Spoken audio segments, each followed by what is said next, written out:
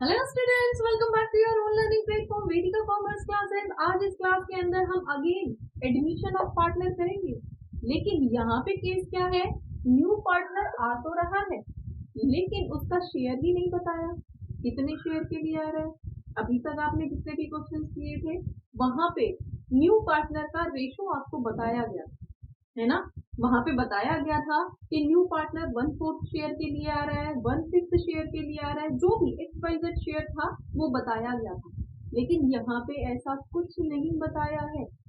उसके बदले में हमें क्या दी गई है, कुछ एडिशनल इंफॉर्मेशन दी गई है क्वेश्चन के अंदर कि वो 1/5 ऑफ हिज शेयर एक पार्टनर से लेगा, और 4/25 फ्रॉम क्यू। तो ये ऑफ और फ्रॉम का मीनिंग क्या है, ये सब समझने के लिए इस क्लास को लास्ट तक देखना। आपके बहुत सारे डाउट्स फॉर श्योर क्लियर होंगे। तो विदाउट वेस्टिंग टाइम हम स्टार्ट करते हैं। अब हमारे पास क्या था बेटा, देखो आर का शेयर तो दिया नहीं है, तो हम क्या करेंगे, आर के शेयर को एक्स मान लेंगे। वही जो हम मैथ्स में करते आ रहे हैं ना, 5th 6th क्लास से, जब हमें कोई वैल्यू नहीं दी है तो लेट द वैल्यू एक्स, है ना। तो ऐसे ही हम यहाँ पे भी इसकी वैल्यू को एक्स मान लेंगे। अब हम आते हैं अपनी एडिशनल सिचुएशन पे। एडिशनल कंडीशन बोल रही है कि 1/5 ऑफ हिज शेयर वो पी से लेगा, 1/5 ऑफ हिज शेयर पी से लेगा। लेकिन हमें तो उसका शेयर ही नहीं पता, अपने शेयर का 1/5 पी से लेगा, लेकिन जब हमें उसका शेयर ही नहीं पता तो हम कैसे कैलकुलेट करेंगे। तो हम यहाँ पे जब हमने उसकी वैल्यू को x माना है, तो इसका मतलब है वो p से कितना लेगा, फ्रॉम p वो लेगा 1/5 ऑफ x, है ना। टोटल तो x माना है, तो उसका 1/5 पोर्शन वो p से लेगा, ये तो यही कह रहा है। आगे बढ़ते हैं, 4/25 फ्रॉम क्यू। अब देखो बेटा, यहाँ पे ये वर्ड यूज किया गया था ऑफ, 1/5 ऑफ हिज शेयर। तो इसका मतलब है उसका जो भी शेयर था उसका 1/5, जो भी शेयर हमने x माना था तो x का 1/5 वो एक से लेगा, ठीक है।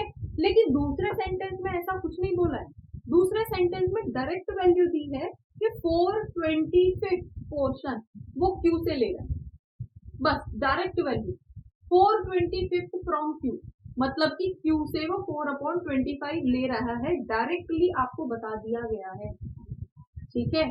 तो हम पहले इस इक्वेशन से निकालते हैं कि वो अपने पोर्शन का कितना ले रहा है, मतलब कि ये जो है जो वो क्यू से ले रहा है वो कितने के बराबर है, उसके कितने शेयर के बराबर है ना।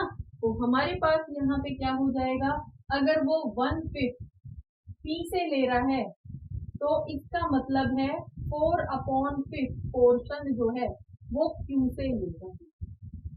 यहाँ तक क्लियर है ना। अपने प्रॉफिट का जो आर आ रहा है, आर का टोटल प्रॉफिट एक्स है। अब एक्स का 5वां हिस्सा, 5th शेयर वो एक पार्टनर से ले रहा है पी से, तो बचा हुआ पोर्शन कितना होगा, 80%, 4/5 पोर्शन, है ना। सपोज देखो इसको ऐसे समझो कि एक प्रॉफिट है, एक मतलब उसका जो भी पोर्शन है, आर का जो भी प्रॉफिट है वो एक्स है। अब एक्स के 5 हिस्से कर लिए गए हैं, जिनमें से एक हिस्सा तो वो पी से ले रहा है, ठीक है, और बचे हुए 4 हिस्से, 5 में से बचे हुए 4 हिस्से वो क्यू से ले रहा है। तो वही तो है, 5 में से 4 हिस्से जो है वो क्यू से ले रहा है, और वो कितने के बराबर है, ये देखो डायरेक्टली वैल्यू हमें दे रखी है कि क्यू से तो वो 4/25 ले रहा है। इसका मतलब हुआ कि आर का जो प्रॉफिट हमने एक्स माना था, एक्स का 4/5 पोर्शन 4/25 के बराबर है ना।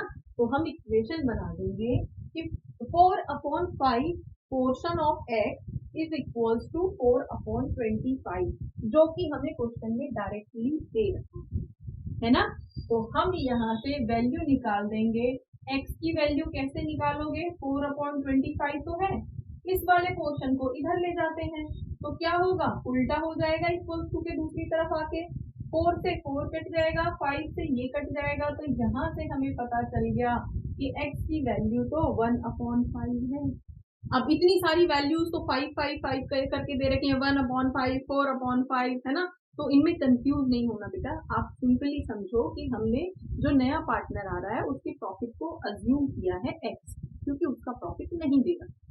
ठीक है, अब यहाँ पे जो हमें कंडीशन दे रखी है कि x का 1/5 वो एक पार्टनर से ले रहा है, तो उसको हमने साइड कर दिया।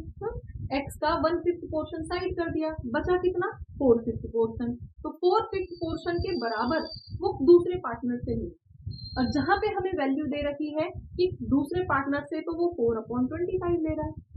ठीक है, तो 4/5 पोर्शन को हमने 4/25 के इक्वल रख दिया और यहाँ से हमने x की वैल्यू निकाल दी। अब ये क्या था, ये हमारे r का प्रॉफिट था जो नया पार्टनर आ रहा है, जो क्वेश्चन में हमें दिया नहीं था डायरेक्टली, तो हमने पहले उसका शेयर कैलकुलेट किया।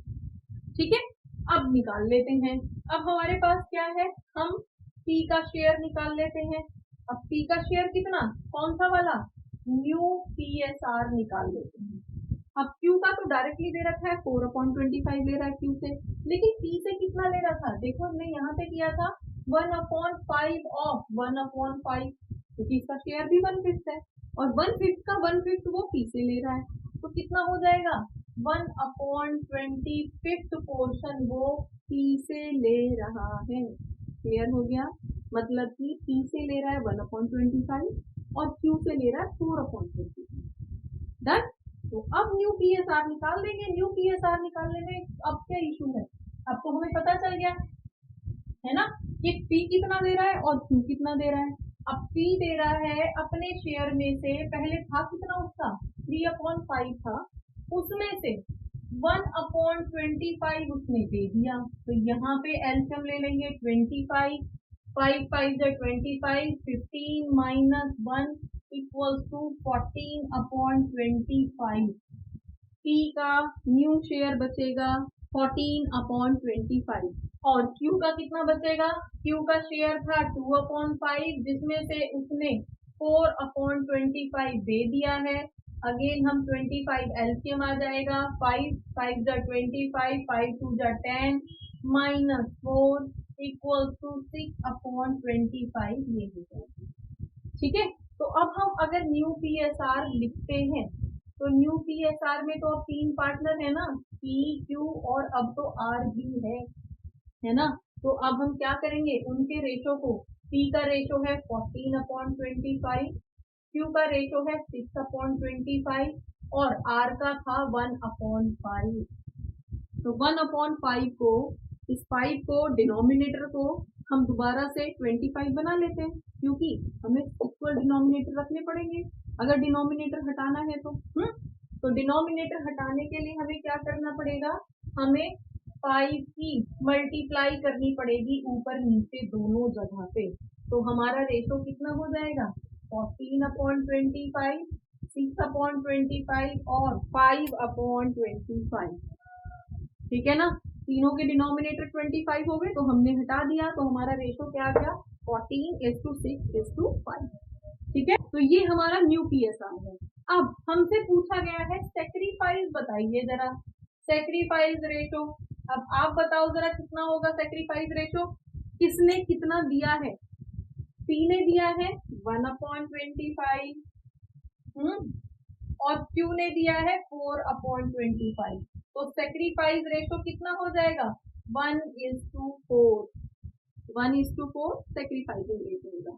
और ये सिर्फ ओल्ड पार्टनर्स का ही क्यों निकला है, न्यू PSR में तो हमने R का शेयर भी लिखा था, यहाँ क्यों नहीं लिखा, क्योंकि सेक्रीफाइस सिर्फ एग्जिस्टिंग पार्टनर्स ही करते हैं, नया पार्टनर जो आ रहा है वो तो प्रॉफिट लेने के लिए आ रहा है, सेक्रीफाइस थोड़ी करेगा वो।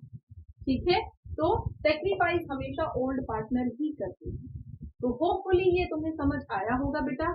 और अब एक क्वेश्चन जिसका आंसर आप हमें कमेंट करके बताइए कि क्या 2 पार्टनर एक साथ एक ही टाइम पे एक फॉर्म के अंदर एडमिट हो सकते हैं, या क्या 2 नए पार्टनरों का एक साथ एडमिशन एक टाइम पे फॉर्म में हो सकता है, हमें कमेंट करके बताइए। और होपफुली ये क्लास आपको समझ आई होगी। For more keep watching, keep learning and don't forget to share, keep sharing. Thank you.